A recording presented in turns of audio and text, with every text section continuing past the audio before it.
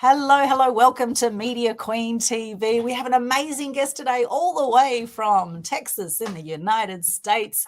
We've got Tim Gillette here from Simple Easy Websites. He is the CEO. He is also the creator of Simple Easy marketing, branding, and automation. He's an absolute legend when it comes to all things marketing. And today we are going to be chatting about simple, easy marketing for real results. Welcome, Tim. Real results. Yeah. Real, the real results. So we're going to have fun on the show, right? We are. We're going to have fun today. Everyone ready to have some fun? Yep. Well, that's part of why I do what I do is I have a lot of fun doing it. And I think people see all my screw ups in life and realize I'm just too busy having fun making money doing it anyway. Yeah. Which really is the trick to life, is to have fun with what you do. And I often refer to the amazing late, great Bob Proctor, who worked right up until he was 87. And, he loved what he did. It wasn't like work for him. And he's got a great video on YouTube, if you haven't seen it, How to Find Your Purpose. He says, do what you love, do as much as you can every day of what you love, and that's how you find your purpose. Yeah. So just notice, what is it that lights you up? So Tim, let's talk a bit about your background. What is it that got you into marketing in the first place? Stumbling into it. I've been an entrepreneur my whole life, and 90% of my entrepreneur journey was learning that that people who are successful at what they do are not the best at what they do. They are the best marketers at what they do. And when I learned that secret, I learned how to market. And I never thought I was going to be teaching marketing or running a marketing program. I was always just trying to get the next customer. And I got asked so often, well, how'd you do that? Well, how'd you do that? Well, how'd you do that? As happens when you become successful at doing something, you get an audience of people asking you how you did it. So, yeah. Yes. And I was on your event this morning, 4 a.m. my time. I was on your event, Simple Easy Marketing Virtual Summit, which was absolutely awesome. And you did ask me if I had some coffee before I went on. And no, I didn't. However, I tell you what, I was excited to get up after 3 hours sleep and hop on as a guest on your amazing event and to speak to your group. And that's where I believe, when you're on the right track in life, when you are excited to get up and do something. And as I say, you can always sleep a lot when you're dead, right? There's plenty of time to sleep when you're dead. And as some people say you need 7 to 8 hours sleep a night. Well, I think it's different for everyone personally. I'm pretty good on 6 hours sleep. If I get 6 hours, usually I'm pretty happy with that, usually personally. Of course, do what's right for you. But, when I was younger, I could do that. The older I get, the more I need a little bit more sleep now. But I don't go to bed early. I go to bed very late. So, but I get up later than most people. If I'm really tired, I'll sleep through, but about once every 2 weeks, I'll sleep for a day and a half. Right. Yeah. If you need to, sometimes I have a nap in the afternoon. I think you need to listen to your body. Yeah, I had a nap today. I'm more lively tonight than I was this morning because I had a nap. Yeah. And that's great. And actually, I went to a really interesting sleep presentation by a group called Wenatex a while ago. And they were talking about our sleep cycles and how in a 90-minute sleep cycle that we have REM, or rapid eye movement deep sleep, at around 45 minutes into a 90-minute cycle. And so whenever I sleep now, I think, okay, am I going to sleep for 3 hours, 4.5 hours, 6 hours, or 7.5 hours? Because I do find if I interrupt those time periods, or sometimes a 90-minute nap, 90-minute, quick nap, or even sometimes a quick 10-minute, 20-minute nap is okay before you get into the deep sleep. If you just have a short amount of time, or you can do some restorative yoga or something like that. But I find sticking to that 90-minute block, I find I get deep sleep. And so that's where I slept for 3 hours. It was 2 90-minute blocks before I came on your event today. And I felt great. And I still feel great now. I don't feel tired at all. And I have had coffee now and I feel amazing. And I don't have that crap instant stuff. We have the proper stuff around here. I don't drink coffee. I drink espresso. I drink the high and refined stuff. Yeah. Nice. The real deal. The real deal. Today's about real results. So if you want real results from your marketing, drink real coffee. Yeah, exactly. Drink real coffee, and that'll keep you going. So you kind of fell into marketing. You started to get a lot of clients. So what was some of the things you were doing that just were attracting clients? Well, when I had the car wash business, I would do anything and everything I could to find, the next customer. All right. And I remember once I fell into a niche and I got very good at it, I did less marketing. But trying to find that niche, it's like in the beginning, you do everything you can to get that one customer. And the best way I have used to comment on that, like now, like we just started another company just 2 months ago called Simple Easy Websites. And when we started it, I went back to that old school thinking, and that is, I can't tell you one way to get 100 customers, but I can tell you 100 ways to get one customer. And when you have that mindset of it takes 100 ways to get one customer, you will find 100 customers. You know what I mean? That's the whole idea behind marketing.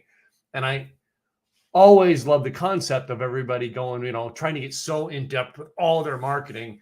And at one time we were trying to come up with a tagline for Simple Easy Marketing, and we were going to say, but a friend of mine said it at his, so I didn't use it, was we were going to go, Simple Easy Marketing, just tell us what the hell you do.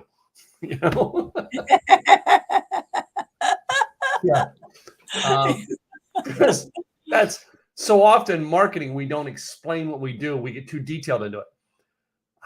I've got a doctor friend in Florida. She's awesome. She's talked to me about more health issues in my life than you can imagine, because she's super smart. All right. Or as they'd say in Boston, she's wicked smart, man. Wicked smart. Or swell. Sometimes they say swell. Yeah, that's another one. But she was trying to learn her marketing, and she was explaining this machine she was using and how all these things it did for your biorhythms and what all this stuff. And we were in a mastermind, and we simply went to her. Her name is Hap. And we said, Hap, talk to me like I'm in third grade and explain it to me. And because she's a really smart doctor, she had to think for quite a bit to get it down to a third grade level. Most people don't understand when you watch anything marketing, your TV commercials, all right, your radio commercials, radio spots, print ads, it's all written for a third grader to understand. Yes, keep it simple. And this is a basic thing in marketing. In fact, I was saying on your event this morning, write it as if a 14-year-old can understand it with anything you put out to the mass market, because most people have absolutely no idea what you do or how you do it. And we get so close to what we do that, exactly like the doctor, it's very hard to explain sometimes. Yeah. And this is where working with somebody else to actually extract those gems and to simplify your marketing message, I think, is absolutely crucial. And we look at some of the biggest brands around, how simple is the messaging? Just do it. Yeah, that's, I mean, that is I mean, that's a trademark statement. Just do it with Nike, and that sold how many millions of shoes? Yeah. And we're trying to figure out how to say in 2 paragraphs, all right, about how cool we are in marketing. Dude, it's not about how many words or syllables you can put in. It's what is the basics that are going to get people to understand it and fast. Yeah, I love that. And everyone wants simple, easy, fast nowadays. People have got such short attention spans and even less patience, it seems. People are just go, go, go and want it all yesterday. And, it's insane how people are racing around the place like mad people. I've seen this a lot with those that are, I guess people are up to big things in life. There's always going to be more to do. And I think since social media has come about in the last 20 years or so, it seems like it's just become even crazier. I don't know what we did before social media, but I think we had a lot more time on our hands. We weren't scrolling a million times a day, Yeah. It is true. All right. And the problem with social media is so many people are now looking for they think it's the free, cheap, easy way. All right. And it's not. Right. It takes work to do it, but still it now becomes a time suck. Yes. Yes. It's nothing to start playing Facebook Reels in the afternoon because I was taking a 5-minute break because there was this cool looking truck and I got to look at the cool truck. And next thing you know, I'm looking at like construction of a garden and Reels. Yeah. Yes, or in my case, it's looking at animal videos. I get very sidetracked, or beautiful flowers, or, which for me, it's about, I do like to take time and make time and appreciate nature. And so some of the things that pop up on my Facebook feed, I've never seen some of these animals before, or some of these different types of birds. It blows me away how amazing the world is. And so I can very easily get distracted with bright, shiny object syndrome. How about chickens? Do chickens distract you? Some chickens do. Some of the really pretty chickens I find quite amazing, actually. And peacocks particularly are very pretty. I do like the peacocks. I've got a whole highlight of animal love on my Facebook and my Instagram, which you can check out some of the beautiful animal reels that I've been completely sidetracked with, and photos. However, it is in line with what I stand for, which is inspiring truth and good news and lifting the energy on the planet. So in a way, it is kind of related. However, you really do need to be quite deliberate, I think, about how much time you put into these things, because you could easily spend hours and hours. I mean, I know I could spend hours and hours on social media. Even though I do marketing, I don't want to be spending my whole life looking at a screen. But now I believe the average is that out of, most people nowadays, that we spend 44 years of our life looking at a screen. Yeah. This is about I know. Yeah. I wouldn't, you know what I mean? 10 years ago, didn't need these. No. Now, if I take this off, you are a blur. Right. Can't see you, because that comes from working with the screen all day. Yeah. Yeah. My brother's actually an optometrist, and he said to me about 15 years ago, he said I needed glasses, and I wore them for about 3 months, and I found that everything was getting very blurry, because I found my eyes were getting lazy, because I wasn't exercising the muscles in my eyes, and looking in the distance, etc. So I resisted. I put the things away, and now 15 years I don't wear glasses, although I must say my long distance sight is getting a little bit fuzzier. And eventually I will probably have to go to glasses at some stage, because my brother keeps telling me it will get worse if you don't wear glasses. That's his thing. So, so I do my best to do things as naturally as possible. Yeah. And so back to our topic today on simple, easy marketing for real results. Now, I'm sure we all want to know.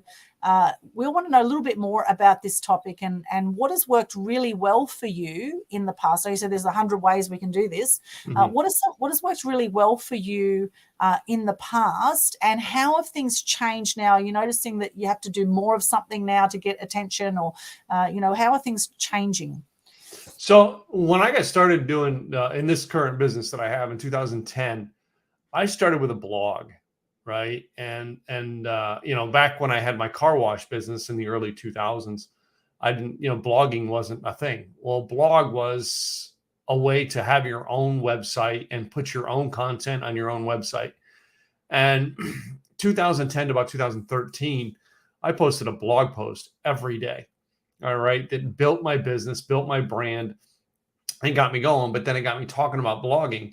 Well, blogging now, the last couple of years, kind of blogging on your own website is kind of I do a little bit of it. 90% of your blogging marketing is now done on a social media of some sorts. And it is smaller blips to get them to come sign up for something on your webpage. You know what I mean? Yes. You don't necessarily, it's like, you write a book and then you put blips on your social. All right. And you get them to come to your website to get a section of the book. Whereas 10 years ago, you were writing blogs and you were just giving, hey, come check out the blog post on social media. Now you're putting most of your content on blogs or on social. And it's not necessarily, now you can't just put a written blog up. Now you've got to write it down in a post, and then you've got to do a video onto it. And then you take a group of them, you turn them into a podcast. And it's just like, it's so changed that everything has to go into all this different forms now. Whereas 13 years ago, I just wrote an article and put it up on my website every day. Yeah, I would agree with that. Blogs were really big there for a while. A lot of people were making six figures from blogging, and I'm sure there's still some people making six figures from blogging. However, I'm sure they also have a whole lot of links leading to their blogs if they are still doing that. And I think now what I've noticed in the world of marketing is that we do need to be in so many more places now. We need to be so much more visible across so many more platforms. People are going to Google you, and if you're not present across different platforms, and particularly social media, people want to get to know you now, because trust is a massive issue. I've noticed we've had so many scammers come out of the woodwork, particularly through COVID. I think people are a lot more skeptical now about who they do business with. Have you noticed that as well? I have noticed that. And even in our world, where I was kind of listed as like a business coach, I don't know if you're labeling yourself as that, but like in that field as business coaches, there's a lot more scammers have showed up. You know what I mean? A lot more people who are just out there to get you to pay money to get you into a program, and really they're not doing anything that's of value to help you for that money you're paying them. And Yes. that you know, and I seen that was the COVID. I seen the rise of that, and that is getting more and more where you've got to come out with truth in your word. And now we got AI that, you know what I mean, it can even more, you know, go both ways. You can have the trickster can grow, or the honest guy can grow. And it's interesting, the AI platforms are quite biased in the information on the AI platforms too, interestingly, that that tend to go with the people behind the AI platforms too. So always do your research when it comes to that. Like, for example, I don't believe any AI platforms have anything good to say about Donald Trump, as an example. Now, that's just one example. And so he's one of the most persecuted guys around. And whatever you think of Donald Trump, it's interesting that, you know, certain people are persecuted. I mean, look at Julian Assange, right? Julian Assange. Yeah. Absolutely tragic. I mean, I'm a stand for freedom of information, and I think it's absolutely disgusting the way he's been treated. And I'm surprised that he's still alive and been putting up with the crap that he's been putting up because of the WikiLeaks thing. You know, why should any information be private? And if someone wants to hide information, if they're trying to censor information, then, you know, there must be something to hide. Why would you be censoring information if you have nothing to hide, right? It's like these fact checkers, all these fact checkers coming out of the woodworks. And so now we've seen a massive rise of people standing for the truth, standing for people to speak the truth, standing for freedom of information, and people getting censored on all these social media platforms. You know, I've had a few strikes on YouTube. I've had some strikes on Facebook. And, you know, I kind of delicately say, you know, question everything. I just encourage you to question everything. Don't believe what you hear in the mainstream media. And I think this, you know, I'm speaking my mind right now, and I don't care what anyone thinks right now. There's going to be people that go, yeah, Donald Trump's a bloody idiot, blah, blah, blah, right? There'll be people saying whatever, right? And, you know, hey, there's people who think Joe Biden's an idiot too, so don't feel bad. Well, that's true too. That's true too. And people are always going to have their opinions about whatever. And so where do we gather this information from? And where do we make up our mind about what is true and what's not true? And how do you express that in your marketing? Do you express authentically how you feel about what's going on in the world, or are you living in fear around that? And I think more and more we are gelling more. I know personally for myself, I gel more. I like more people that speak their truth, whatever that is for them, that make a stand. If you don't stand for something, you fall for anything. Now, why do you think, Tim, so many people still have fear around speaking their truth and being authentic in their marketing? I think when it comes to the world now where nothing is labeled as truth, right? You know, and we can't speak facts. Right. We get down to the point where we're all sharing opinions, but we won't admit that it's opinions. All right. I may like Trump. You may like Joe Biden here in America. Great. That's called opinion. That's not fact. Yeah. Right? The fact is his name is Joe Biden and his name is Donald Trump. That's the fact. Yes. What they do, all right, is not fact. It's opinion. I like the way one does it as opposed to the way the other does it. And we can't admit that in America. We have to go, well, no, it's facts. And then we got to say, well, no, that's not facts. That's alternative facts. No, dude, it's opinion, right? You can't label your opinion as truth, right? I remember a comedy thing many, many years ago. I think it was on Hee Haw as a kid that I seen this, where the guy said, he talked about, my buddy, he was jumping off a building and he jumped and he just kept going up and up and up and up and up and up and up. And his friend goes, yeah, but what about the law of gravity? He goes, oh, this is long before that law was passed. The law of gravity? Yeah, never mind. That's the law of gravity. All right. That's fact. All right. You jump off a building, you're going to fall to the ground. Yeah. That's fact. All right. But that's you go outside and go, the sky's blue. The sky's blue depending on where you're looking at it. True. Some places it looks green. Some places it looks orange. Some places, you know what I mean? It's opinion of what it looks like. Yeah. You know, we got a million colors out there. All right. But yet some of us still see black and white. That's all we see. That's just opinion, ladies and gentlemen. And I am a firm believer in opinion. Everybody should have the right to have an opinion. And you talk about like the, you know what I mean? The politicians and the free speech. I've always been about that and thought about, yes. And I've had friends, because I'm in Texas. So us in Texas are on the, shall we say, the more conservative side we're listed as. So I have people go, well, I don't want to go to Texas because all them people got guns and they're hillbillies. And I'm like, I got news for you. Come to Texas and visit.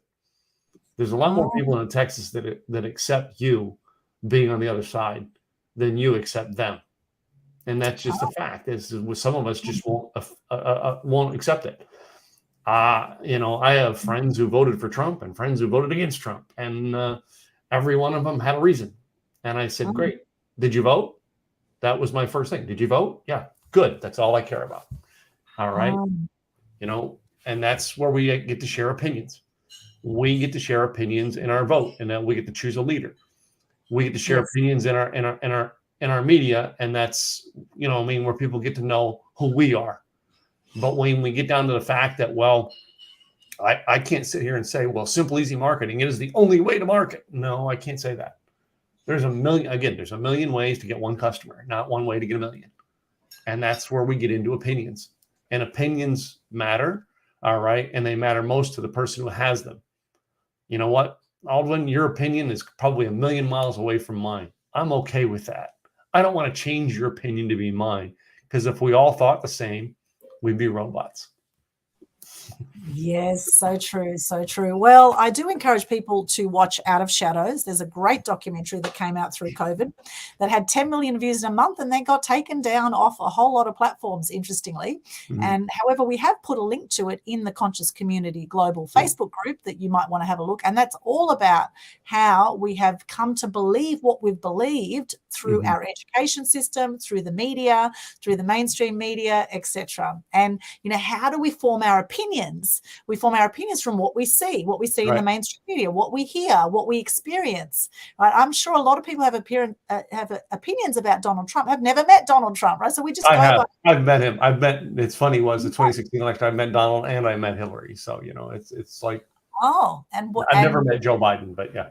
Interesting. And what did you decide? What was your opinion from having met them both personally? Well, I met Donald Trump at a business function where he was there as the keynote speaker, and I remember his notes. And I remember the year before, my boss was at that same function, and it was basically the same speech. And my boss came in and he gave a highlight of it at work. He's talking about how it helps us in business. And I remember thinking that, like, oh man, I like that. I took the business ideas and I ran with them. I love that business thinking, and that's, in my opinion, I like that about the guy. He's a business guy, and,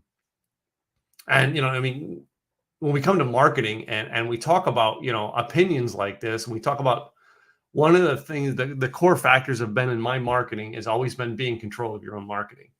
And that was part of why we created the Simple Easy idea with blogging. And I remember when I started in 2010, I had hundreds of people tell me, Tim, you don't need a website. You can do everything on social media. You don't need a website. And I'm like, I kind of don't believe you on that one. I'm going to get a website and I'm going to blog on my own website. And I tell it now. I mean, when I was hosting my live events for years, I say, all those people who told me I could do everything on social media, I have a business. They have jobs now. In other words, they didn't build a business. They went with where the trends went, and the trends took them back to having to get a job to eat.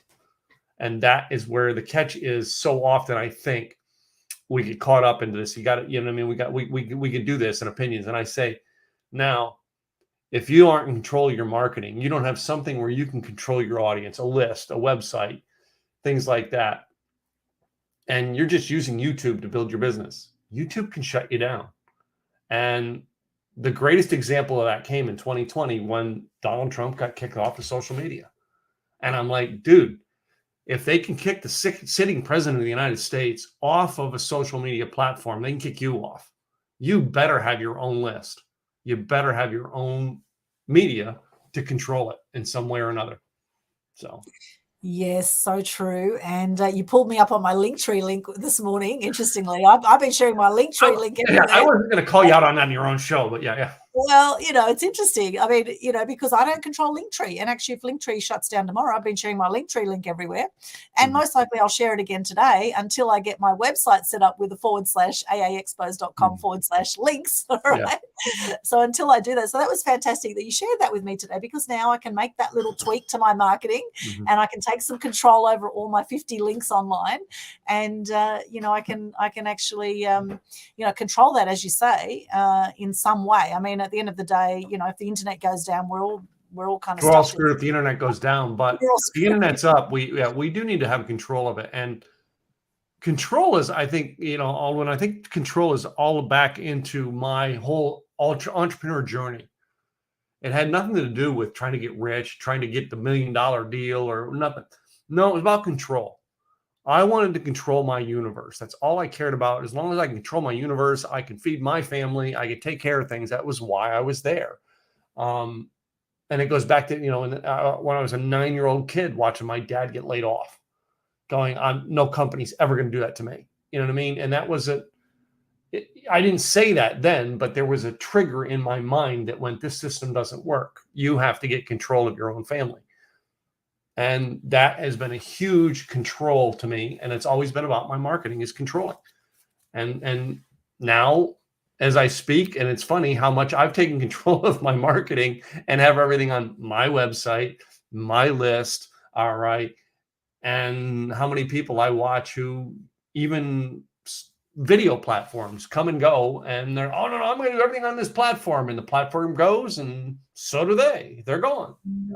It's interesting because this is really investor thinking as well. Because I know a very wealthy man here on the Gold Coast, and he controls 60 companies. He doesn't own any of the companies. He controls 60 companies. So also in investing terms, a lot of investors say it's important to control everything, own nothing. I mean, that's for protecting themselves, I guess, with public liability and that kind of thing with companies. Is looking at control everything, own nothing. But in this case, you can actually own it and control it. Yeah. With your assets online. And so it's interesting. You've actually got a bit of a musical background, I believe. I can see some guitars behind you there. And there are some photos of you online with long hair. So can you explain a bit about your musical background and who are you mistaken as? Yeah, I have always loved music. And as a kid, I took piano lessons. And I just couldn't discipline myself to go follow through with it. And discipline is a huge thing in my success system now, as I talk about being disciplined, but I wasn't disciplined enough. I did not understand how the guitar works. I still have a very hard concept of learning how to make things with fingers. And fingers up on one side, I just don't get it. So this guitar here was bought for me by my son for one of my birthdays a couple years ago, my youngest son. Nice. For his 30th birthday, I went and bought 2 guitar kits that I could build, and I built one of them and gave to him, and I built the other one, and that's the other one there. Wow. So that was a kit during the COVID that I built 2 of them just to try to understand a little bit more about how the guitar works. And I soldered the connections onto it. I put the strings through it. All right. Screwed every piece down. Sanded every piece to it. I had to get had to sand the frets to learn how, the strings have got to be so much of a gap and to understand it. I still can't play it, but it is playable. My son comes over and plays it. I have an amp in the closet, but I don't pull the amp out as much. But every now and then I just pull it down and I try picking at it and making noises and see. And as far as me and long hair came down to a thing. I went to a school when I was a kid that I had to have short hair, and I hated it. I wanted to have long hair. And as an adult, I think there were several times in my life as an adult I had long hair. The first time I got married, I had long hair. The last time I got married, I had long hair. But through most of my marketing business, people knew me with long hair because I had it long and grown out. And even gotten mistaken at LAX airport one time. It was 2013 or 14. I'm walking through the TSA security area out of LAX airport, and I grabbed my sunglasses and everything off the tray, and I put my sunglasses back on. I put my jacket on, and I'm walking away, and a TSA agent grabs my arm, and he goes, "Tom Petty," and I'm like, "No." He did not believe me that I was Tom Petty. He swore to God I was Tom Petty. The guy must have been on break or something, because he followed me all the way to my gate talking to me. All right. I get to my gate and I finally go, he goes, "Can I get an autograph and a picture?" All right. So some guy's got a picture, all right, with me at LAX airport thinking I'm Tom Petty. And I signed something and I just wrote, "Not Tom Petty." Well, that became a marketing gimmick for me. I've always looked for, that's one of the ways of marketing, and finding gimmicks sometimes. My gimmick was I had the website up until about 2 months ago. I finally gave it up. I had the website, nottompetty.com. If you go to timgillette.com/nottompetty, you can see the site. I kept it there, but it's not, you know what I mean? It's not the domain name. I got rid of the domain name, Not Tom Petty, because really it doesn't fit anymore. I still think maybe my Facebook page is facebook.com/nottompetty. I don't know, but classic. It's a way to use a gimmick, and I've taught other people to use that in their marketing. If someone tells you look like a celebrity, use that in your marketing with by the domain name Not. There's not a trademark on their name that you can't use the Not. And I have a friend in Denver, Colorado. She people tell her she looks like Amy Poehler, the actor, and so she went and bought Not Amy Poehler. Another friend who looked like Sammy Hagar, I got him to buy NotSammyHagar.com. You know, it's all in a marketing game. Yeah. Yeah, well, it's interesting you say that, because I had an experience once when I was out at a party, and people coming up to me and going, "You're that woman from Country Practice," who was actually a lady called Moira Doyle, Moira in Country Practice, Moira in McLeod's Daughters as well. So Moira and McLeod's Daughters, they say, you're that girl in McLeod's Daughters, which is actually played by Doris Unane. Yeah. And they swore as well. I was like, no, I'm not that actor. And they were as the same. They were like, yes, you are. You're exactly like her. And they got photos and all of that as well. And interestingly, I thought, well, maybe because I've done some acting, I thought I'll reach out to this Doris Unane, because I actually had a few people over time say, you look just like that actress in McLeod's Daughters, Doris Unane, who plays Moira. Mm-hmm. And I thought, okay, well, I'll reach out and see if she needs a double, because I thought, well, that'd be, that could be a good opportunity for marketing there to do some acting. And so I reached out and I said, I've had a few people say that I look like you. And she messaged back on Facebook and said, yes, you look like a younger, prettier version of me, which was very sweet. I thought that was really lovely. And she does acting class in Sydney, this lady, and she's half European like I am, so similar kind of background. But yeah, it's amazing that those kind of opportunities can pop up sometimes. Who knows where that might lead? But still on my bucket list to one day go and do an acting course with this lady in Sydney and pursue that further. But the thing is, we're all unique, right? And we all, as much as we are unique, sometimes people think we are like other people. And what are you going to do with that? Are you going to obviously be honest about it? We're both honest about it. Said no, we're not that person. However, people want to believe what they want to believe sometimes, right? And so sometimes we can put a message out with our marketing. We're saying one thing, and people will actually take it as we're saying another thing. Right. Well, and that goes into another lesson that I was taught very young when I started this. So I'm in the speaking realm. I started this whole business in 2009 because in 2004 I used to wash Zig Ziglar's car. All right, 2002 to 2004 I washed Zig Ziglar's car, and I got to know him personally. And he's the one who said, "Tim, you need to go out and be a speaker. You're a natural on stage. You're great at helping people." And he explained coaching. He said, if I was still in the auto business, he said, you can go in and coach other people on how to be successful. I waited years to do it. 2009, I finally said, okay, I'm going to do it, Zig. I'm going to go get and then I had long hair. And I said, Zig, I'm going to get a haircut. I'm going to buy a suit and a tie, and I'm going to go do what you said. And Zig said, no. He said, Tim, the best you can be is a number 2 Zig Ziglar, but you can be a number 1 Tim Gillette. And he really, and the words he said, I wish I could get it out exactly without having tears in my eyes, was something along the lines, for you guys to understand, was, Tim, you'd really suck at being Zig Ziglar. but you make a pretty darn good Tim Gillette. You know that? And it's like, having Zig say that, I can still hear his voice saying it. It's just a very emotional moment for me. And it was a very realization for me, because I speak every year at a devotional thing at Ziglar Court headquarters every year. And I'm always asked back. I'm asked back sometimes twice a year, but I'm asked back every year, and I do it. It is the one place that I will always continue to go, even if I'm semi-retired or whatever from speaking, because I owe a lot to the Ziglar family for where I am. They started Ziglar Legacy Group, oh gosh, almost 10 years ago. And it was teaching people to, the practice of speaking like Zig did. And they asked me, like I was one of the group people, Tim, you need to be in this program because of how much Dad impacted you. And I said, no. And Tom Ziglar and Cindy Ziglar was like, why? You'd be great. We'd love to have you in the program. And then their other sister, Julie, said, no. I get why Tim's saying no, because Dad would tell you you don't belong here. I'm not a Zig Ziglar suit tie guy. And Zig knew that when he knew me. And he said, be yourself, go out and do it your way. It doesn't mean that I don't learn things from my coach. All right. My coach and mentor has been Craig Duswalt for over 10 years now. And Craig Duswalt was Rockstar Marketing. And I could tell you Craig's stories and tried to emulate him in so many different ways. And then realized one day, no, stop being him and just be me and see what happens.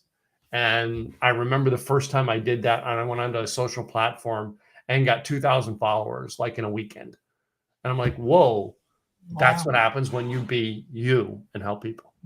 Yeah, I love that. Be yourself. And it's such a good point. And the fact, a lot of people are comparing themselves to others a lot, I find, on social media. And I have found myself occasionally, as much personal development as I've done, I've invested at least $500,000 in my personal business development the last 17 years. And I continue to invest. And so I notice when conversations come up or when I have thoughts and I think, I should have done this by now and I should be at this point in my, 20 years in business. I kind of feel like I've been cruising along, and there's times I sort of look at other people who might have just only been around a few years and doing amazing things. And I kind of find myself at moments comparing myself to how they're doing things. And I think, well, no, they're on their journey. And then I pick up on that thought for a moment. There might be that, that little saboteur coming in there that will pop up and want to put me down for a moment. And then I go, no, I'm on my journey. I'm exactly where I'm meant to be right now. Everything has brought me to this point. And, I'm at a point now in my business, I'm ready to scale. I've just taken on 5 team members in the last week. So it's like a baptism of fire. And now it's time to grow the business. And some people say, well, you should only take on 1 or 2 assistants, not 5 all at once. And they're probably right because it's been like full on, However, it's just how it's tell them, I don't do anything half-assed. I do it full on. Exactly. If I'm going to screw it up, I'm doing it on fire all the way down the hill. Yeah. Exactly. There's no doing things in halves. It's kind of like your coffee, right? If you're going to have coffee, why bother with decaf, right? There's just no point. Okay? Really? Yeah, there is no. Yeah. That's point. A whole other topic. We can go on for 2 weeks on that one. Yeah. So, Sonia's with us. Hello, Sonia. I actually noticed you were on the live streaming event with Sonia as well. I've done several ones with Sonia, and she is one person that if I commit to her, I will do a show with her. She is someone who's very committed to her audience and very committed to her tasks. And I always try to fit in, and when she's doing, I always try to fit in and be a speaker for her when she needs me. So yeah, she's awesome. Yes, same here. She somehow roped me in a few years ago, and we get along famously. And hopefully we'll be catching up in Bali for the first time in about a month's time. Hopefully I'll see you there, Sonia, with little Willie. We've got Willie the koala in common now. We've had a lot of shows with Willie. Willie actually has no Willie on close inspection, so Willie actually may be a girl. However, we're calling Willie anyway, Willie the koala. But that's a whole other story. So Sonia and I will chat about Willie and the 20 hours of sleep and 3 hours of sex that Willie has every day as a koala. Yeah. So she's saying good morning, and she's very dedicated. And back to marketing now. patience and persistence. Now, Sonia's someone who really had no live streaming background. She had no real media background, and she's gone out now. She's out there doing a live streaming world summits and all this kind of stuff, which is awesome. And she's been consistent. She's making money from it. She's got sponsors now, and she's rocking it, right? And she's a great example. You're welcome, Sonia. Thank you for the compliments, she says. I remember, I think I was one of her first sponsors. Right. She can say what it was. I was one of her first sponsors because I believed in her. Yeah. And such a beautiful personality and lovely heart. And, you know, we all warm to Sonia. And it just goes to show that when you put your mind to something, if you really want to achieve it and you follow your passion, that, you know, things will start to snowball. And before long, if you have that persistence and patience with your marketing, that you can achieve amazing things, as Sonia has. So what are some other strategies and some other things you do to help get real results when it comes to your marketing? Sonia says, both of you are on my book. Yeah, we're in your book. Yay, Sonia, thank you. Cool. You know, when I look at what Sonia's doing and and I look at the paths, what other people have done. All right. When it comes to teaching marketing or being in a marketing type business, there's two routes. Sonia went one route. Sonia wasn't highly experienced, but what she did was surrounded herself with experienced people. So she now appears to be the authority. Why? Because she interviewed you and me and Ross Brand and all these other people who are set in their ways. They know it. And she got them out to shine on the stage and compliment her. So now she is on the equal as a celebrity and a thought leader like they are. The other people out there are, you know, the way I did it. I went off and built other businesses, and to the point that why I created the new Simple Easy websites was like, okay, wait a minute. I feel like I'm being a fraud again because I'm a guy who goes and creates businesses. So I've gone out there from experience and created businesses from experience, built things, and I didn't have to tap into a lot of other people. Now I know a lot of other people because I'm a guy who's out there doing stuff all the time. And I remember one thing I did in marketing early on was I learned the idea of keywords. And I am not a great SEO person. I suck at SEO. I'm not your guy for SEO, even though I have a website company. However, two things I did and learned along the lines of being in keywords is being in the topics, all right, in the right way and talking about them in the right way, whether you're doing your podcast, your show, whatever it is. One of the things I did was I wrote a blog post, 2012-ish, 11 maybe. And I was doing a series, and the series was about 5 entrepreneurs that I'd like to meet and why. And one of them was John Schneider from Papa John's Pizza here in America. And I said, and in the blog post, why I wanted to meet him. The lady who used to do my websites, the very first time she was doing my website, her and I were on like a Google call. And my phone rings, and I look at the phone, and it's like a United States Kentucky phone number. And I'm like, I don't know anybody in Kentucky. I'm not answering that. To which I heard the voicemail. Tim Gillette, this is John Schneider. I read the blog post you wrote about me. I understand you'd like to meet me. Please call me back or connect with my secretary. I would love to meet you. Awesome. If I didn't write the blog post, I never would have gotten that. But the whole idea was I talked in the blog post about something that was interesting to him. I used keywords like his company, keywords like, pizza, keywords like his name that got people who were in his company doing a Google search. Hey, wait a minute. Who's saying what about us? And found that post. Take that then to 2013, 2014 timeframe.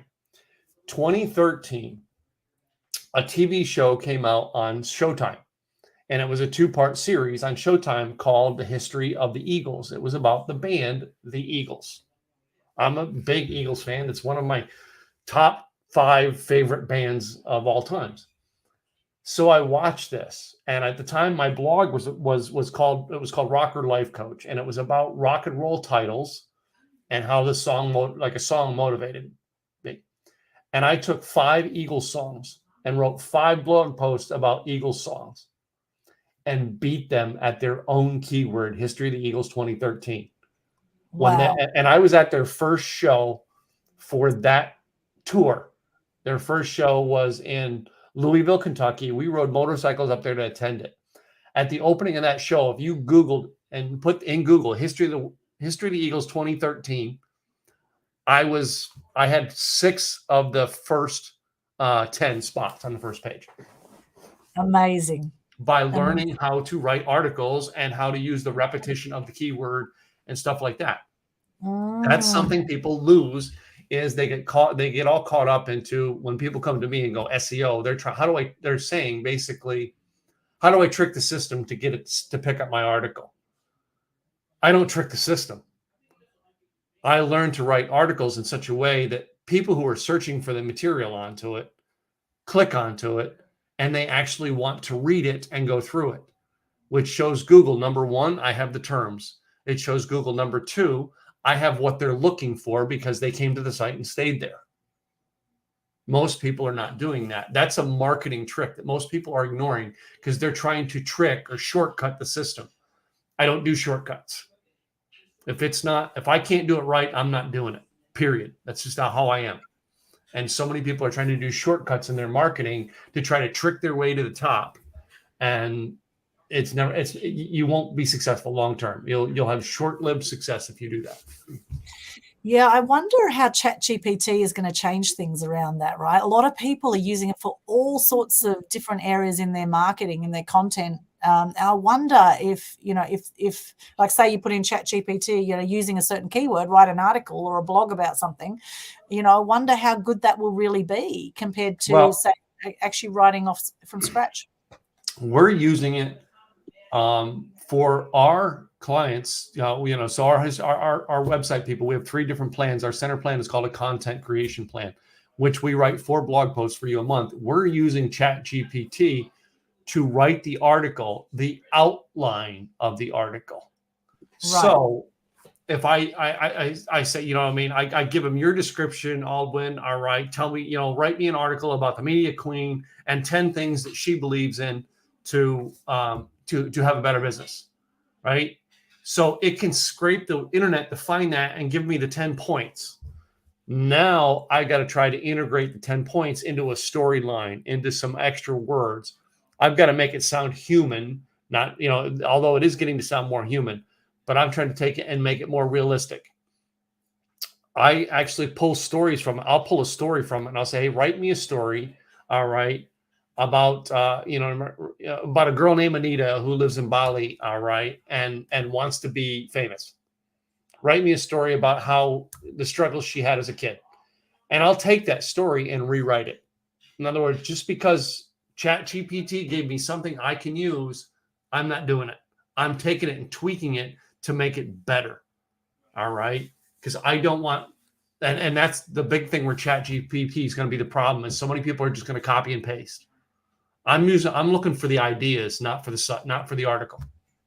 Yeah, I love that. And it will never really be able to share your story in the way that you share it, I believe. And I must say, for a long time, being a photojournalist, I resisted going from print photography, from film photography over to digital. I resisted. I was like, digital is really not going to cut it. And eventually I gave in 2005 and went over to digital, which was quite a few years after it came out. And now look at digital photography. It is mind-blowing what you can do with a tiny little snapshot, snappy time camera. But however, you still need to know how to take a photo to get a good shot. A lot of people might think they're overnight photographers, but there's a whole lot more to the art of photography to actually get a good shot. So it's like ChatGPT. You can get the outline. However, to have a really great story that's really going to emotionally move people, I don't believe ChatGPT is up for it personally. Yeah. I'm using it to write, also using it to write and outline my sales copy emails. So, and then I tweak them a little bit to, on a personal level to show my personality, but I'll tweak it for that. The one experiment I did with it, and I'm going to have a whole series put out on this as we get it done, is we're in the middle of a 90-day process of creating simple, easy websites. And the whole idea started with, it was the night of the 21st of March. My friend Ken Walls, some of you guys know Ken Walls, was on another friend of mine, Jeffrey Wolf's podcast. They're live streaming it. I believe it was a Tuesday night, like us tonight on a Tuesday night here in America. And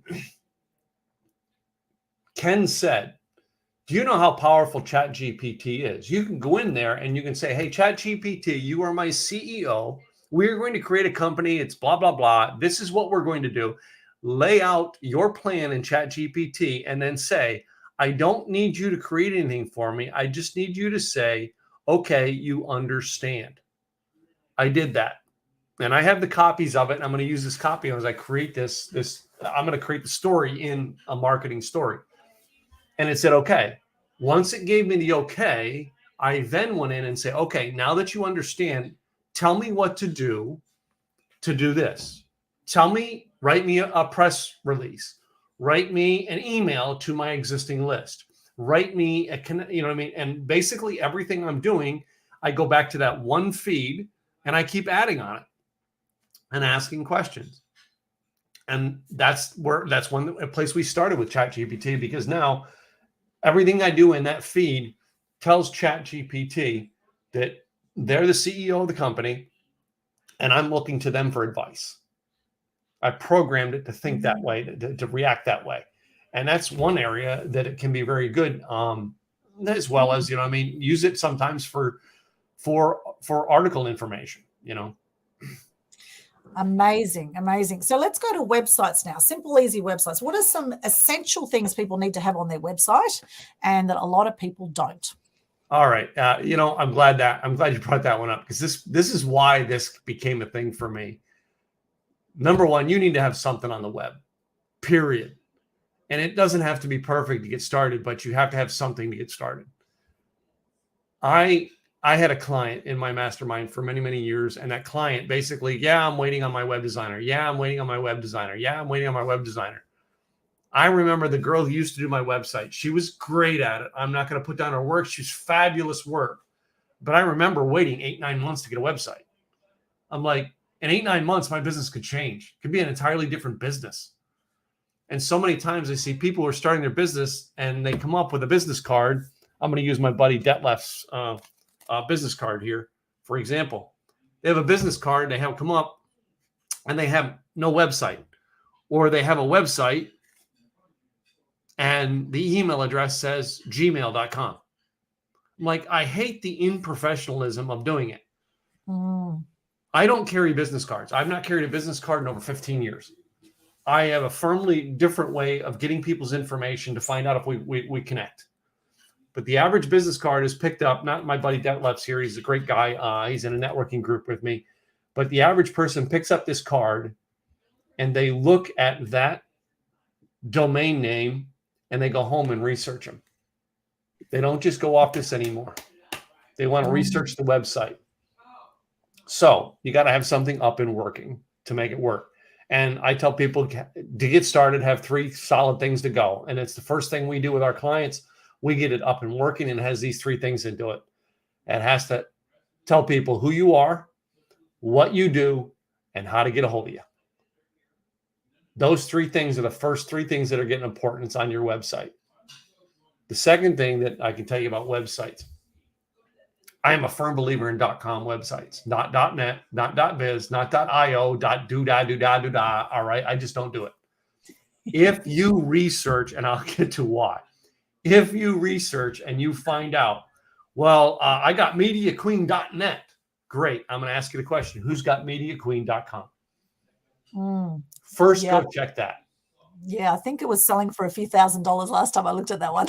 Simple Easy Marketing selling for a few thousand, but I still don't own it, but I own Simple Easy everything else, right? Most people won't, because it's gotten expensive to do it, and I get it, right? But if somebody does have it and you're going .net, you're rating yourself as number 2. Period. Because they're going to come home and they're going to remember your name, lose your card, and they're going to type in MediaQueen.com when yours is MediaQueen.net. And who's going to get the business? The person who owns the .com. True. Now, the ways around that is, all right, Anita's here. So Anita Sonia. If AnitaSonia.com was taken, AnitaSoniaEvents.com. I have a client. His name is Michael Diaz. Very, very well-known name in America, Michael Diaz. That name wasn't available. So he got MichaelDiazSpeaker.com. Always get something in the .com area so it'll work, right? That is one of the biggest things I see people make mistakes on, is not getting the .com and not getting the things down. But the whole reason I want to go for the .com is something you and I talked about before we even come on here. The first thing I did after getting a cease and desist letter was I bought a domain name called Gillette TV. And I was going to do this whole Gillette TV thing. And the Gillette Corporation sent a lawyer to me saying, oh, no, you won't. Because the name Gillette is trademarked. Didn't know that, did you? No. Yeah. It's my last name. What am I going to do? I could go after and a suit with them and win because my last name is Gillette. But they will hit the appeals and they will keep running me until I'm out of money. So I don't. So Deb has down here in a question. Bring that up for me. Is .com.au good too? In Australia, yes. All right. If you're trying to reach an international audience, also get the .com. Get them both. So in your case, because it's your country related, yes. All right. And that's the only time I say the difference. But Nick can tell you this, because I had a whole thing on my TV. I was doing my TV show. I told everybody they had to have the .com or .net website. They couldn't have a .au afterwards, right? And he's like, why? I says, because my whole thing is about simple, easy. Got to be able to say it and get people coming through, right? So we talk about the Gillette being trademarked. So I couldn't do that. So that's when I went after the trademark, Simple Easy Marketing, to get my own trademark, to own it. And Simple Easy Websites, the second thing I did after buying the domain names was call my buddy, who actually he offices out of Dubai, and he's my trademark attorney. I called him up and I said, dude, got a new company, Simple Easy Websites, and I want to trademark it. And we're in the process of trademarking Simple Easy Websites already, because of the fact I want that no one can come out and say Simple Easy Websites without my permission. Yeah. Again, control. Yeah, and interesting. And if you're really serious about something, you will trademark it. I've trademarked Media Queen. I've trademarked Mass Media Mastery, my media program. And, I actually, I must admit here on live online that I stuffed up on the last interview using your trademark. I used Simple Easy Marketing to make more money, and I was meant to be interviewing you, and I had it in my diary because we lined it up a month earlier. It was in my I have a a little calendar here. I like the old book, right? And so I quickly wrote down the title, and I didn't have a name for who I was interviewing. And I actually met you, Tim, on Nick Cree's Business Owner Smashing It Online event. And I was talking to Nick as I was looking in my diary, and I said, Nick, am I interviewing you for this show? I've got this show title down, and I haven't got anyone its name on it. And he said, well, that does sound like the kind of show that I would do. And well, it must be me you're interviewing for that. So neither of us knew that. And then as we're 3/4 of the way through the show, you pop in there and you say, you're using my business name. Yeah, I think I said something. I come in and I went, oh, so you're talking about me again, huh? Yeah, and I was like, oh my gosh. I meant to be interviewing Tim during the live stream. And I was so embarrassed. I've done 900 shows and I've never done this before ever. And I got to the end of the show and I said, oh, Nick, I made the biggest boob. I was meant to interview Tim. And as it turned out, it ended up being a great interview that I did with Nick. However, then it was a matter of, okay, I got to clean this up quick, smart. So immediately I messaged you and said, I'm so sorry. I didn't have your name in my diary, and thank goodness you were gracious enough to allow us to keep the show online and to actually mention in the comments that it was your trademark and to list your website. So if anyone goes back and sees that interview, which was a fantastic interview with Nick, and Nick and I, we've both had a bit of a laugh about it now. And now, thankfully, you're a very forgiving man and you've been very gracious, thankfully. But some people may not take that so well, right? Some people might say, no, take that off. That's my trademark, right? My first one, before we did Simple Easy Marketing, we were going to do Stupid Easy Marketing, but someone had the name Stupid Easy trademarked in the marketing category. And they reached out to me. And I'm friends with the guy now, but back I didn't know him, right? And he goes, well, dude, that's my trademark. I'm like, oh, okay, I'm sorry, I'll stop. Right. I'm going to change. And I told him the whole process. I kept in touch with him. And because of that, friendly, right? Okay, good. Because I had groups into it. I put all these names up and everything, and I had to take it all down, and I just, you honor that. They went through the hassle to get that trademark. And I understand it because, and I get the plaque on the wall for it, but it was a 2.5-year ordeal to get that. Yeah, it takes, and for me, I invested $5,000 per trademark. I went through IP Wealth, their high-end trademark lawyers. I didn't go for an $800 one. I went for a high-end $5,000 per trademark. So I, and I mean, maybe I got ripped off. I don't know, but no. It's funny you said it. I mean, we talk about business models, right? My buddy, his name's Andre. All right, and Andre does my trademarks. He's Trademark Factory, and he has this deal, $24.95 or $29.95, and they do the research and they guarantee it. All right. So when they went after Simple Easy Marketing, they told me there was a 60% chance they could get it for me. So that if they didn't get it, they gave me 60% of my money back. Wow. All right. And he's flat fee. All his stuff is in a flat fee. Oh, I like that. But also I have to pay like in the US, I have to pay the government fees, which right. I think comes out to be, it was like another $1,000. I think I paid in government fees for each one. And I try to get as many categories as possible now in the government thing, because I want to be locked in so many different areas. So, yeah. Yeah, so it's very important to consider that, because you can put all this time and effort and energy into something. Like I've done 900 Media Queen TV shows. If someone else says, "Oh, I've got the trademark for that," well, no, they don't, because I've got the trademark. Yeah. And they might have a trademark in America, for example, but I've got the Australian trademark. And this is a thing, to get worldwide trademark is actually a very difficult thing. However, really, it could really stuff you up, and you'd have to change a lot of your marketing to be able to work around that. So if you're really serious about something, get it trademarked, pay whatever it costs, get the experts to do it for you, whether it's $3,000 or $5,000 or whatever it is, invest in that. And that goes to show that you are serious about what you're doing. Well, now, you talk about mistakes. All right. And Deb, hey, be glad to help. All right. We'll give you the information to reach out to me in the end, but mistakes. This was my first book. All right. After I got the copy in, my friend and he was a coach at the time I had, found a mistake in it in 2 seconds, because he's a person who finds that stuff. He was brilliant, right? And he goes, "Well, you can't print this. You got to have it redone." I'm like, "No, I'm not having it redone. It costs too much money to redo the cover, redo all this stuff, redo the lining of the pages and all that stuff." So I said, "You know what? I'm going to do this." I owned my mistake, and I said, "Hey, listen, here's my new book out there. And just to show you guys I'm not perfect, there's a mistake in it. The person who finds the mistake, I will actually give you credit in my second book." That book came out May. Well, my first copies arrived in May of 2013. 10 years now it has been out. No one's ever found the mistake. Amazing. I bet I could find the mistake. I want to get a copy of that book. I'm a very good proofreader.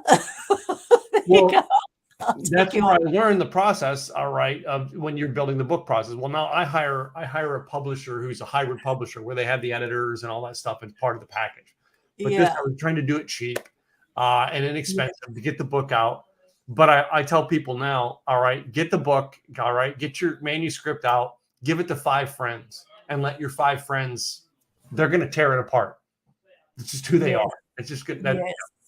Well, I actually used to do proofreading and editing for newspapers and magazines. So I'm actually very, very particular when it comes to proofreading. Mm-hmm. And however, in saying that, I would guarantee that every single book out there has at least one error in it, even after it's been checked 10 times by different people, right? Yeah. No one is perfect. And this is the thing, don't let perfection get in the way of progress, right? So I've owned that I stuffed up. I stuffed up. I'm not going to make it mean I'm a complete failure and stop doing shows because of it.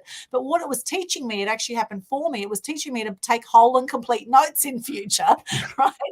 Don't rush through don't write half a note and then, don't write the person's name you're interviewing. I mean, it's actually quite funny right now as I look back at it. However, this could actually be a very serious thing. But thank goodness you've got a sense of humor, and so has Nick. And thank goodness that you know Nick and Nick knows you, and you're both, helping each other out in business, etc. So, but that also comes down to relationship.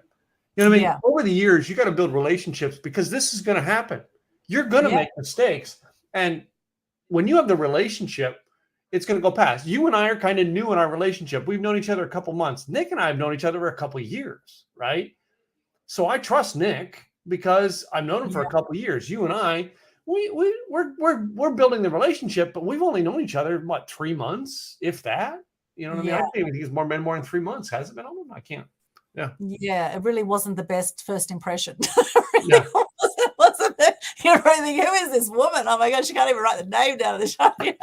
Well, no. I gotta say this because I'm looking at your logo. All right. And the first time I seen your logo, the first thing I thought was not, a media queen. I thought, looks like Steven Tyler from Aerosmith. Oh, that's classic. Oh my gosh, with the crown. Yes. And if you don't know, Steven Tyler would probably wear the crown. Yeah. I actually did know Aerosmith. It's funny you say that because I was in LA a few years ago with two of my film producer friends, and they said, we hate your Media Queen cartoon. It is so ugly. You are so much better looking than that cartoon. And so they said, we're going to get you a proper cartoon done. And so we went to Disneyland. And we went to one of the cartoonists there, and they said, right, we'll get you a proper Media Queen cartoon. And so we had this beautiful picture done of this princess-looking Media Queen.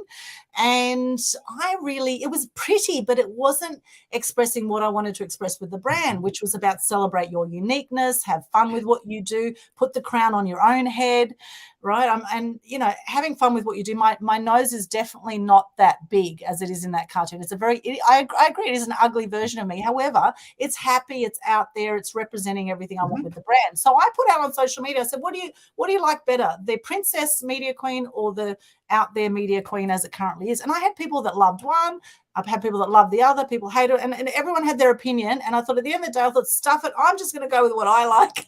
Yeah. So I've stuck with what I like, and so I appreciate your opinion. Brand has to mean something to you, and it's got to have a purpose behind you. That's part of the branding stuff we teach. Ours, Simple Easy Marketing. If you go look at our logos, there's a green check in it. The green check goes back to people who knew me on Blab. And the people on Blab knew me as the green check guy because I started this whole publicity stunt on Blab that you can be Blab official with a green check. And it was a green emoji we put next to names. And I became known for it till when the guy from the CEO from the company messaged me and said, hey, your gimmick isn't fun anymore. People are messaging me by the thousands every day asking me how to get Blab official. And I'm like, oh, okay, I don't want to ruin your business, dude. But yeah, that's what I was known for. That's why I use that green check. You've got that with the crown, especially with the crown. It tells people who you are. And if it matters to you, you do it.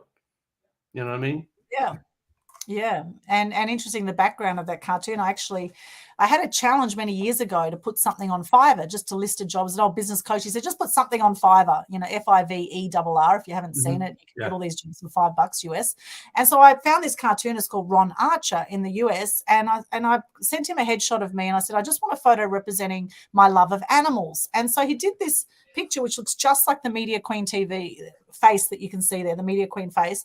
And he had all these animals hanging out of my hair. He had a chimpanzee on here. He had a bird nesting in the middle of my head. He had a cat hanging off here. And I thought, look, I thought the bird nesting in the middle of the head's a little bit out there. However, I kind of got the joke, and I kept it. And you can actually see on my Instagram, you can see some Media Queen shares animal facts with that exact cartoon. And that's what we used to model the Media Queen caricature. Wow. So actually the background of the image was actually was that it was showing my love of animals, and then we had some other Media Queen cartoons done that just weren't cutting it, So I think you do have to gel with your brand and your marketing out there. And sometimes it's important to explain what it means, because not everyone would get that, putting the crown on your own head. Like if I hadn't explained that to you, people would think, some people might think, oh, who are you to call yourself the Media Queen? The Media Queen from Queensland, mind you. It's quite interesting. I'm in Queensland. Yeah. Who are you to call yourself? Well, who am I not to? I've had 39 years media experience, and I've worked in TV, radio, print, and all over the place. And sure, there's other amazing people out there who could also be media queens, right? There'd be many people who could say they're a media queen. However, I've now trademarked that, and that's my brand, and that's how people know me. And I think particularly if you've got an unusual name and people have trouble saying your name, it's important to have a strong personal brand out there. So when it comes to marketing, we could chat all day about this topic. We'll wrap up shortly. But when it comes to marketing, how important is it to build your own personal brand when you're building a business? I am huge on the personal brand, not just your company, but people need to know who you are. Anita's got a personal brand. People know who she is by her photos, her looks, her talk. That's a personal brand. I have a personal brand, and I have a company brand. So the company branded look is the trademark. But me personally, you know what I mean? And I actually had to get the personal brand. Was all about the looks, always about the message, was all about, you know, being consistent, all right, and being known for being the consistent. And for me, 2020, I cut my hair off, right? Everybody knew me as, you know, the guy with long hair. And that started because of the fact I studied brands, and I always wanted to stay consistent with my brand. But I had a conversation with Vegas actor Carrot Top, and was talking with him about it because he's known for his curly locks of red hair. And he says, you know, the older you get, the harder it is as a guy to maintain long hair. And he says, if that's going to be your brand, he says, you might want to find another way, because if that's all you're known for, you're going to be stuck doing it for the rest of your life. In his case, he said, Tim, that's the one thing I don't like, is being stuck doing that. So that's where I learned to make my message my brand, right? And I wanted to be known for my message being my brand, not just my looks. And I was able to convert it. That's why I made the switch in 2020, figuring if it doesn't work, I can grow my hair back. But I've got to try it so that I'm not locked into this on my looks for years. And that's really where I learned. I got serious with my message. My business, that's when Simple Easy Marketing trademark came through. My whole message took off tenfold past cutting my hair. And I never thought that would happen. So amazing. And people will have their opinions, and they will judge you whether you have long hair or short hair or whatever, right? I must say, I don't think I would look quite the same with short hair like you. So I'll stick with the long hair for now. I think we'll stick with that. And in fact, I know if I had short hair, I'd look like Michael Jackson in the early days. I'd be out here. It's really not a good look. So we won't be doing that anytime soon. And yes, it does take some work, right? It does. It takes work. And during the pandemic, the first few months of the pandemic, of having to get up and straighten my hair, because my hair was frizzy like yours, and I had to straighten it because for that straight look every day. And I didn't have to, before the pandemic, I didn't have to, because I was only on stage every now and then. I was only in public every now and then. I wasn't on camera every day. Pandemic hit, I'm on camera every day. Crap, man, I've got to do my hair every day. And now I get what you women go through. Oh, that's a lot of work. And curly hair, particularly, it dreads, it's dry. Oh my gosh. Yeah. It's a lot of work. Yeah. So when I'm not at the computer, I'm doing my hair usually. That's how I spend my life. So no wonder I'm single, never married, no kids. I've been spending most of my life doing my hair. That's just how it's gone. Anyway, we continue, we carry on, because the brand is so important. So Sonia says, is this show about me? Come on, Tim, I adore you too. You're not afraid to say what's on your mind. And yes, thank you so much for believing in me and sponsoring me on my early stage. Looking forward for more. Thank you, Sonia. I know she's got Anita Sonia. She said to me she likes to be called Sonia, so that's why I'm calling her. I call her Sonia, but I always see the name Anita Sonia. Yeah, and she said Aldwin's a walk the talk speaker also. That's why I always cherish you on my events, also magazine. Thank you, Sonia. See how complimentary she is. See, compliments will get you everywhere. Absolutely, Sonia. We love you too. Thank you so much. And I know and before the show started, I called Aldwin beautiful. Now she's going to be on me, and I'm married though. She can't chase me. See. Yeah. See, that's the problem. All the good ones are taken or gay. You see, this is the issue, you know. But I know that they're taken and gay. Oh dear. Oh well, we live in hope. We live in hope. We'll keep you posted, no doubt, on socials. My last relationship was I thought he was the one after 7 years of being single, and unfortunately that lasted. No, we go into relationships. I dated a girl back. It had to be 6 years before I met my wife, and I thought she was the one. I really did. I went head over heels, and when she dumped me, it was hard on me. But I wouldn't, you know what I mean? I wouldn't say I'd like to go through what I went through then, but the fact that what I have now, the wife I have now, I am happy as can be. This is the longest relationship I've ever been in with my current wife, and we got a life together. We're in this for the long run. So amazing. So you must be good at marketing then, if you've had a long relationship. So how long has it been now, Tim, in this relationship? We met in 2009. Wow. Yeah, the beginning of 2009. So yeah. for 14 years. So Yeah. what's the secret then on a marketing perspective to To a long relationship? a long, happy relationship? What's the secret? That'll be a whole other episode. But just quickly, just some quick. Well, this goes down to a great lesson with you and I, and you mixing up, all right, is nobody's perfect. You know what I mean? And so often when we're younger, we want to try to change everyone else to be what we want them to be. And that's in business. We want to change you in business to be your politics, to be what we want you to be. Stop it. I can't change who you are. All right. I've got to learn to accept who you are. Doesn't mean I don't want you to grow. It just means I have to start by accepting you for where you are. And then, right, moving forward from that, right? Now you get to grow in that relationship. Are there things I'd love to change about my wife? On occasion, there's something that comes up, but I'm like, wait a minute. If I change that, what would happen to the things I like? Some of the things I do like might change as well. So sometimes I have to accept those things that I can't change. So, and that's a great business lesson as well. Yeah. My brother says if you've got 80% of what you like in a partner, you're doing well. That's his strategy. And he's been married for 25 years. So, and my parents have been together 53 years. So I am clearly the black sheep in this family. However, I have had an amazing life, I must say. And I do have a cat. So I do get to have some of that nurturing experience. I had a cat too that used to be my son's cat who had a blog. No, that was one of my greatest things when I was teaching blogging. In case you think you can't read a blog, my cat's got a blog, and he had like 1,200 subscribers. Amazing! Oh my gosh, I love it. Awesome. Now Sonia says, I always wish there were shortcuts for me, but I haven't found it. Only the support of the people like both of you in my live streaming journey. Oh, thank you, Sonia. Well, I know you've had some phenomenal people. I actually met Rob Greenlee through your show as well. He's another amazing person, and many others you've had, Sonia. So you've done really well bringing together some phenomenal people from around the world for your summits, your live streaming summits. And I must say, one thing I really admire about you, Sonia, is you're not afraid to ask for the money, ask for the business, right? When it comes to marketing, you can do all the marketing in the world. If you don't ask for the business, obviously if there's an alignment and if it's really going to be of service to someone as well, if you don't ask, you don't get, my friends, right? It's like relationships, like everything.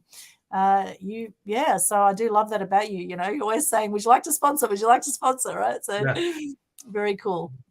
And Sonia says, I agree with Tim. It's the outline with ChatGPT. It helps my English to deliver my message. It goes through many questions and commands to get what I want. Nice one. Yep, love that.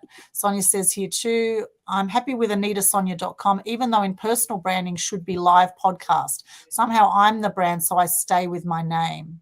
Yeah. Okay. Her name is a powerful name, and it's going to be a powerful name it's very powerful in live streaming eventually. So yeah, absolutely. And Deb wants help with a website, so please reach out to. So for Deb, who wants to reach out to you, what's the best way to connect with you?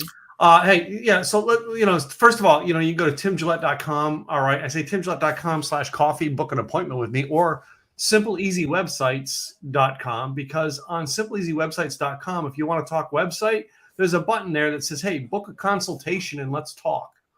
All right, and we can go over what your outline is and what you want to do with the actual website, and we can give you pointers and see if we got the right plan for you. Awesome. So timgillette.com, you'll find all those things. So reach out to Tim if you'd like help with your website or have a chat with him. He definitely knows his stuff when it comes to this, and he's very good at systems and automation, by the way. Very impressed with what I've seen around that space, because I've had a story that I'm not good with that stuff.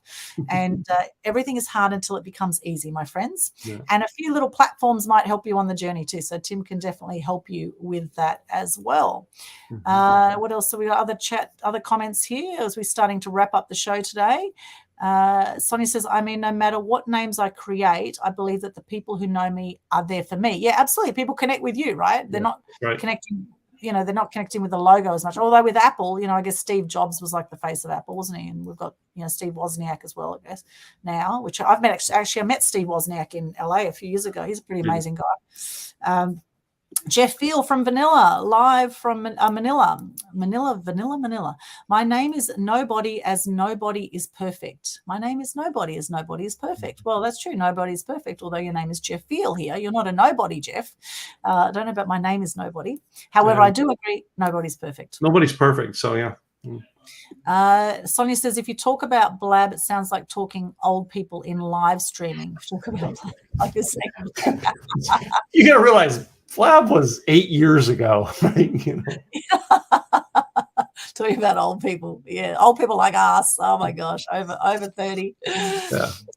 No, well, 70 is the new 40 now, my friends. So don't let age hold you back. You know, one of my clients is 87 years of age. He's amazing. Alfred Zerfus from Melbourne. He's phenomenal. He does this Sings with Fred thing, brings joy to people through singing. He is awesome. So you're never too old to get yourself out there. Jeff says 1 more year and you're a guru. I think it was talking, I said 39 years media experience. So 40 years you become a guru, do you, Jeff? That's pretty cool. I'll hang in there then for another year at least. And Facebook user, not sure which Facebook user, but thank you for joining us. Yes, I want Tim on long hair always. I still use that profile photo. Okay, so you've got a fan out there that loves you with long hair there, Tim. Okay. And because for me, Tim Gillette's always Tim who rocks. Oh, there you go. You got a fan there on Facebook. Deb says Giovanni leave-in conditioner is how I keep my curls under control. Oh, thank you, Deb. Oh, no. Deb, I use Monet products on my hair. That's how I kept it. It was a leave-in conditioner that I helped make my hair stay the way I wanted it. Yep. Oh, really? Monet. Okay. Thank you for the tips. Any advice is more than welcome here on this fantastic show. It is about building relationships when it comes to marketing that gets you real results here. And here we've got the Facebook user. I love you, Tim. Don't break my heart. I never hide you too. You, though we had a fight. Never hide you, though we had a fight. You and Joe Pardo are like my caring brothers. Yeah, I don't know who that is, but anyway, yeah. Whoever that is, pop your name in so we can see who you are.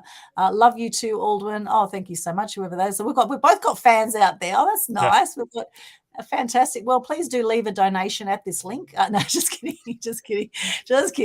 Ask you for the business. My best friends call me Cash. Yeah. Cash. Johnny Cash. Oh, my name's not appearing in this group. Oh, Sonia. Okay. So, you're in another group, Sonia. She's in another group, I think. Yeah. This might be a different Sonia. Okay, might be that's anyway. We'll find out in that group, whichever group. We are streaming to the Loving Life and to the Mass Media Tribe group as well on Facebook here and LinkedIn, YouTube, Twitch, Twitter, some of Tim's groups, etc. You'll find us all over the place. So final words now, Tim. Wrapping up this amazing show. I've really enjoyed this chat today. Anything else you'd like to share about our topic or any other ways we can? I mean, what our whole topic was, this is for real results. Guys, real results come when you actually take steps to be successful, right? You can't sit there and expect it to happen for you. You can't wait till it's perfect. You just got to get started. A great friend of mine, Larry Broughton, once told me, you know what I mean? And I'm not in this coaching program or anything, but he owns Broughton Hotels as well. He's got a very big coaching program. And I always say, Larry, why do you always take time from me? I'm not in your coaching program. He says, Tim, because anytime I've ever told you to do something, you go do it. You don't sit there and wait on it. You go do it. Even if it's the wrong thing, you try it. He says, so many people won't even try it. He says, you get out there, you look at things, you go and you do. And so many people won't. I encourage you, I don't care what the step is. Start with a post on Facebook today saying good morning. I do that every now and then. I throw this good morning on Facebook. Do something like that to get started, start building your audience, right? That's my whole thing for you. Get started doing something. Love it. Thank you so much, Tim. And is there a favorite quote or motto that you live by? I was friends with Zig Ziglar, all right? And to me, my favorite thing from Zig Ziglar was not his famous quote that everybody quotes him as, but Zig Ziglar went to church with me, and he used to say, if you won't go to church because you think there's too many hypocrites there, he says, we always have room for one more, so you should come join us. Oh, I love it. That is awesome. Oh my gosh, that is brilliant. And of course, connect with Tim if you want any advice on websites or you want some help with your website. He's the man. So just hop along here, timgillette.com, TIMGILLETTE.com, and you can book a chat with him there and check out his system. It's amazing. I'm very impressed with all of his back end stuff. I haven't seen his personal back end, but the back end and the online back end is what I'm talking about. Although you did kind of flash your pants earlier, but we won't go there. Yeah. So I'm putting that in my new description for people to introduce me to, saying I like speaking online now because I don't have to wear pants anymore. Yeah. Oh, love it. Thank you so much, Tim. And for those who want to connect with me, all my links currently are on Linktree/Aldwin. Currently, that will be changing shortly, thanks to some advice from Tim Gillette from Simple Easy Marketing about having more control over my links. And however, for the moment, you can find me on Linktree, linktr.ee/Aldwin, ALDWYN. Or go straight to my website, aaxpose.com, aaxpose.com. You can find me there too. If the shit hits the fan and all goes to hell and Linktree collapses, then you'll find me here on aaxpose.com, my media business. And we have the Global Good News Challenge every month. You can share gratitude, good news, lift your energy, lift the energy of people around you. All the details on how to participate, absolutely free, are linked in the top of the Global Good News Challenge Facebook page. Okay, you can see all the details there. We have a 5-day challenge for May. I'm currently doing my challenge. You can check it out. We share it out to thousands of people, and we'll add you to a private Global Good News Challenge Facebook group as well for those who participate in that. So I invite you to stay connected. You are amazing. You are a gift to the world. Thank you so much for joining us. Any final words, Tim, before we wrap up today? I can't say that. Oh wow, we're over that. Oh no. Thank God that's over. No, we haven't. Yeah, thank God that's over. That's that. You know what I mean? In case you guys have ever interviewed somebody and have them mistakenly say that at the end of your interview, we had to talk about that earlier. That people have done that to us. Thank you so much. Thanks for joining us here on the live. If you've enjoyed what you've seen here today, please pop in the comments. Let us know, what did you get out of this show today? What gold nuggets did you get? And we dropped a heap of them today on all sorts of things. It was a really cool show. I love doing it. Thank you so much, Tim, for your time. It's been an absolute pleasure. Let us know what you got in the comments, and share the love. Share the love. Connect on our socials, connect on the website, etc. And wishing you the most beautiful day or night wherever you are in the world. And I'll leave you with a quote from Gandhi: be the change you wish to see in the world. Have a fantastic day or night, and treasure the precious moments of life. It's all a gift, my friends. Thank you so much. Thanks again, Tim. We'll see you again.